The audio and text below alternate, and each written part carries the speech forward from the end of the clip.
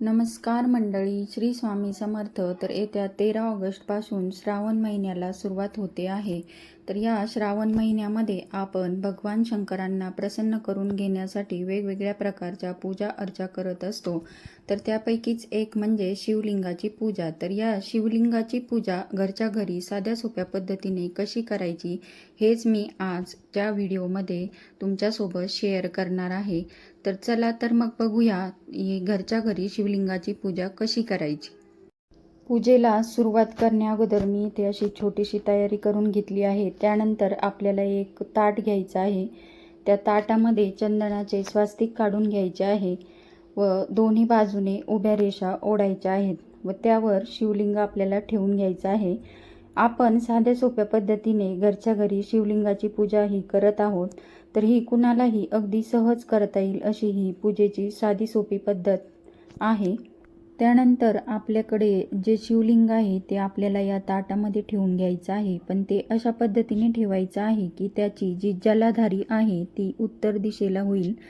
म्हणजे आपण जेव्हा अभिषेक करतो तेव्हा जे पाणी पडतं तर ते उत्तर दिशेला पडेल अशा पद्धतीने आपण ते ठेवून घ्यायचं आहे. त्यानंतर शिवलिंगाला आपण सुरुवातीला शुद्ध पाण्याने अभिषेक करायचा आहे. त्यानंतर दुधाने अभिषेक करायचा आहे व हा अभिषेक करताना आपण ओम नमः शिवाय या मंत्राचा किंवा श्री शिवाय नमस्तुभ्यम या मंत्राचा उच्चार करायचा आहे.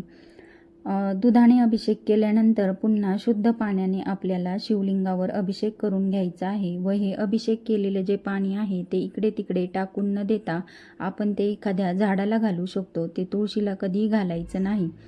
त्यानंतर पुन्हा मी इथे ताट स्वच्छ पुसून घेतलेलं आहे व त्यावर शिवलिंग ठेवून घेतलेलं आहे. त्यानंतर आपल्याला इथे साज शृंगार करून घ्यायचा आहे. तर बघा मी इथे चंदनाने ओम काढून घेते आहे.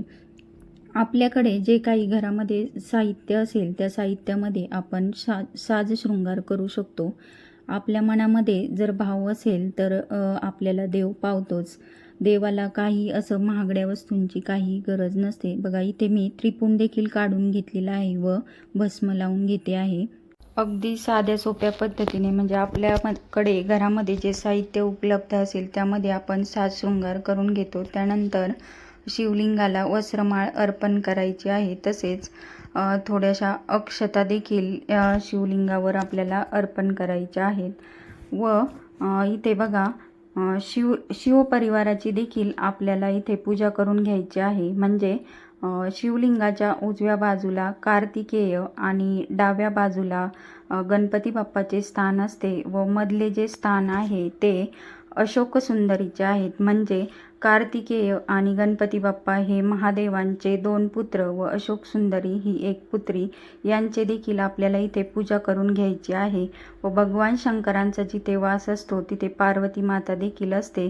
तिथे देखील आपल्याला हळद कुंकू लावून घ्यायचं आहे. तसेच भगवान शंकरांना रुईची फुले ही खूप प्रिय आहेत. तसेच पांढरी फुले देखील भगवान शंकरांना अर्पण केली जातात. म्हणून मी इथे रुईचं फूल व पांढरी फुले देखील अर्पण केलेली आहेत.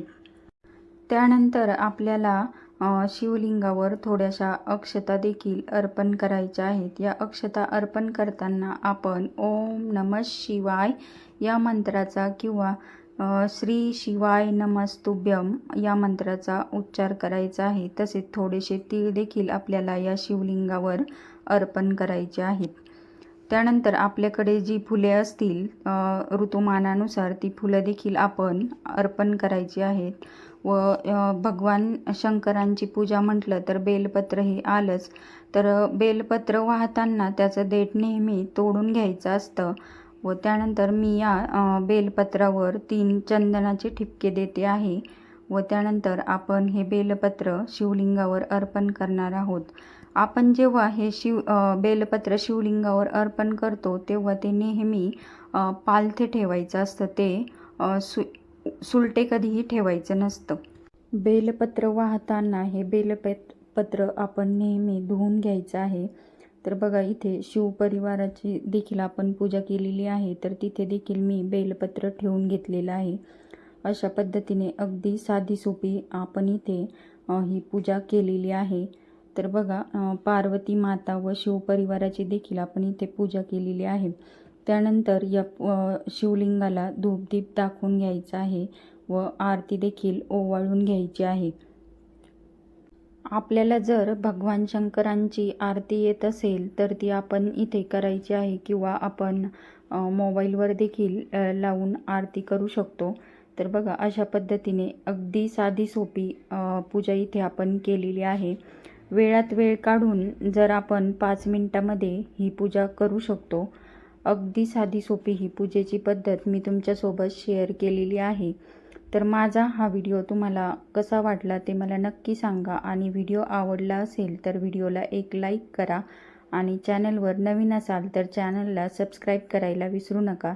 तर भेटूया अशाच एका नवीन व्हिडिओमध्ये. तोपर्यंत सर्वांना बाय आणि सर्वांना श्री स्वामी समर्थ.